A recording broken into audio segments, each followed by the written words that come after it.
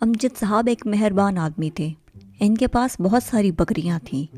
ان کا بیٹا روزانہ ان بکریوں کا دودھ نکال کر بیچنا چاہتا تھا۔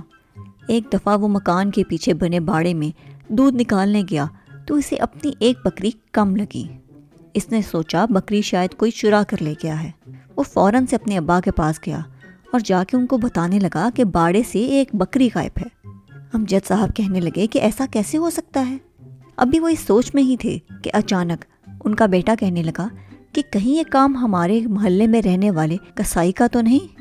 جیسے ہی اس نے شک کا اظہار کیا تو اس کے بابا کہنے لگے، نہیں بیٹا، بری بات، کسی پہ الزام لگانا اچھا نہیں ہوتا، لیکن اگر تم کہتے ہو کہ ایسا ہے تو ہم آج ہی اس بات کی تحقیق کریں گے۔ اور پھر امجد صاحب اور ان کا بیٹا باڑے میں جا کر چھپ جاتے ہیں اور دیکھتے ہیں کہ آخر باڑے میں کون آ جا رہا ہے۔ اور جیسے ہی شام ہوتی ہے تو باڑے میں منا کسائی آتا ہے، جو آتے ہی ایک بکری کو اٹھاتا ہے اور اپنے ساتھ لے کر باڑے سے باہر جانے لگتا ہے۔ تو امجد صاحب فوراً اس کو آواز دیتے ہیں کہ منے کسائی، رک جاؤ، تم کہاں جا رہے ہو اور یہ تم چوری کیوں کر رہے ہو؟ منا کسائی امجد صاحب کو دیکھ کر بہت شرمندہ ہوتا ہے اور روتے ہوئے کہنے لگتا ہے کہ امجد چچا، مجھے معاف کر دو، میرے سے بہت بڑی غلطی ہو گئی، لیکن میں بہت مجبور ہو گیا ہوں۔ جانوروں میں تیزی سے بیماری پھیل رہی ہے، جس کے باعث اب ہمارا کاروبار بالکل نہیں چل رہا۔ میرے گھر پر ماں بیمار ہے اور میرے بچے بھوک سے بے حال ہیں۔ اس کی بات سن کر امجد چچا اس کو حوصلہ دینے لگتے ہیں اور کہنے لگتے ہیں کہ اگر تمہاری ماں بیمار تھی تو تم مجھ سے بات تو کرتے، تمہیں چوری کرنے کی آخر کیا ضرورت تھی؟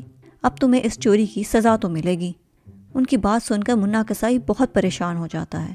تو امجد چچا اسے کہنے لگتے ہیں کہ جب تک تمہارا یہ مسئلہ حل نہیں ہو جاتا، تم روز صبح سے شام تک میرے بیٹے کے ساتھ بکریاں چراؤ گے اور ان کا دودھ بازار میں بیچنے جاؤ گے، اور تمہاری اس محنت کے صلے میں تمہیں اچھی خاصی تنخواہ دی جائے گی، جس سے نہ صرف تم اپنی ماں کا علاج کروا سکو گے بلکہ اپنا گھر کا خرچ بھی آسانی سے چلا سکو گے۔